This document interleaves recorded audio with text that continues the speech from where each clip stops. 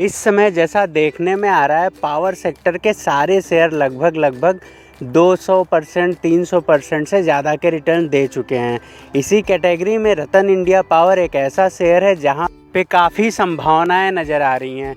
तो अगर आप भी ऐसे निवेशक हैं जो काफ़ी सस्ते दाम के शेयर ढूंढ रहे हैं, तो ये वीडियो बिल्कुल आपके लिए है, क्योंकि ये कंपनी इस समय काफ़ी कम प्राइस पे उपलब्ध है और यहाँ से कंपनी के प्राइस में, शेयर प्राइस में बेहतर बूम देखने को मिल सकता है।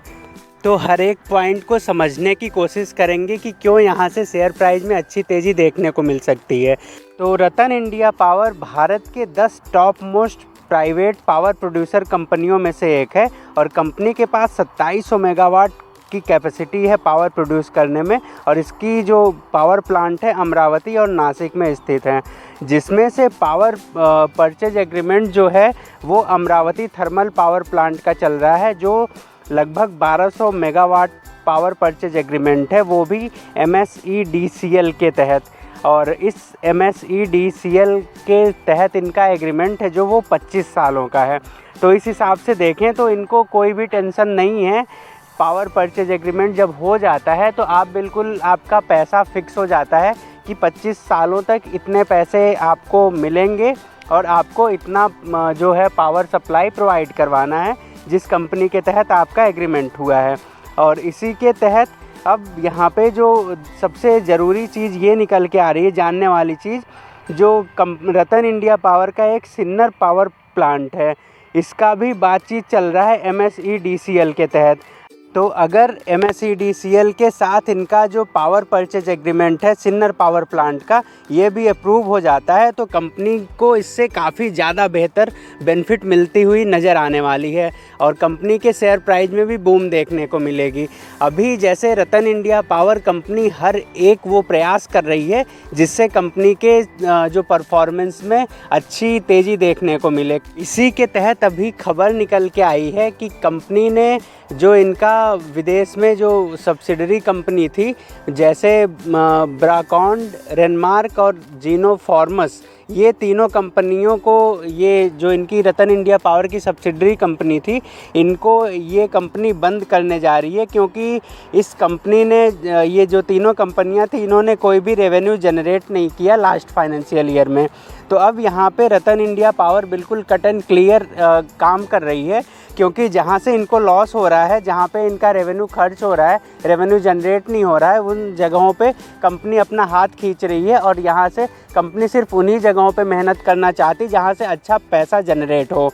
और अगर हम रतन इंडिया पावर कंपनी की बात करें तो इसका 52 वीक लो 3 रुपये का है, जो 19 मई 2023 को कंपनी ने लगाया था। उसके बाद से शेयर प्राइस 211% से ज़्यादा जूम कर चुके हैं और रतन इंडिया पावर के कंपनी का जो 52 वीक हाई था वो 8 फरवरी 2024 को कंपनी ने टच किया था।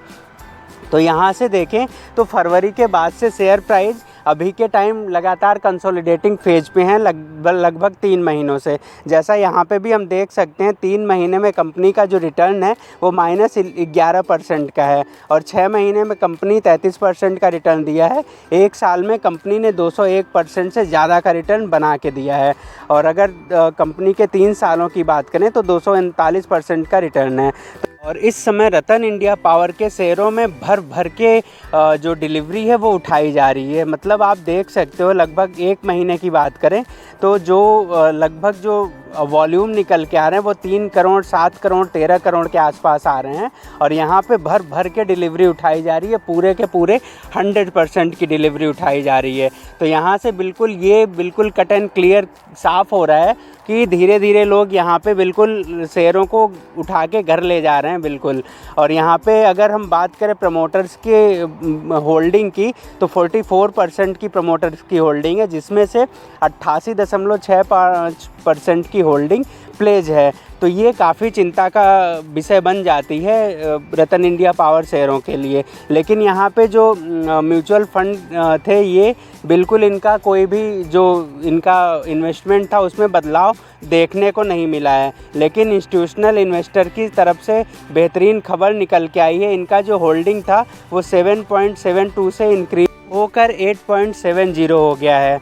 और यहाँ पे जो FIIs और FPIs का इन्वेस्टमेंट था वो जिसमें नंबर ऑफ़ इन्वेस्टर्स थे जो पहले 37 के हुआ करते थे, वो मार्च क्वार्टर में बढ़ के 63 हो गए हैं। तो बिल्कुल FIIs अपना इंटरेस्ट पूरी तरीके से दिखा रहे हैं और म्यूचुअल फ़ंड ने भी अपनी होल्डिंग बढ़ाई है, वो 0.06% से बढ़ के 0.08% हो गए हैं। तो FIIs, FPIs और म्यूचुअल फ़ंड सारे के सारे यहाँ पे इन्वॉल्व हो रहे हैं।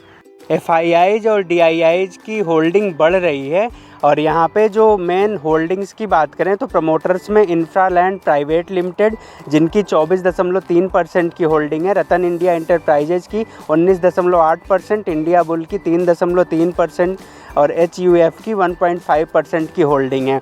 तो इन सारी बातों से बिल्कुल ये कट एंड क्लियर है कि रतन इंडिया पावर में कुछ बड़ा होने वाला है, बिल्कुल ये नज़र आ रहा है।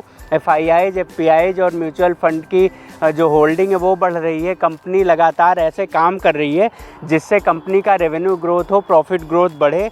कंपनी ने विदेश में भी जो इनकी कंपनियां जो रेवेन्यू जनरेट नहीं करती थी उनको क्लोज किया है। उस कंपनी बीते 3 महीने से देखें तो कंपनी अपना जो भी इनका डेट है उसको कम करने की पूरी कोशिश कर रही है और यहाँ पे हर एक वो कदम उठा रही है जिससे कंपनी के प्रॉफिट में ग्रोथ हो। तो आने वाले समय में रतन इंडिया में तेज़ी बनती नज़र आएगी।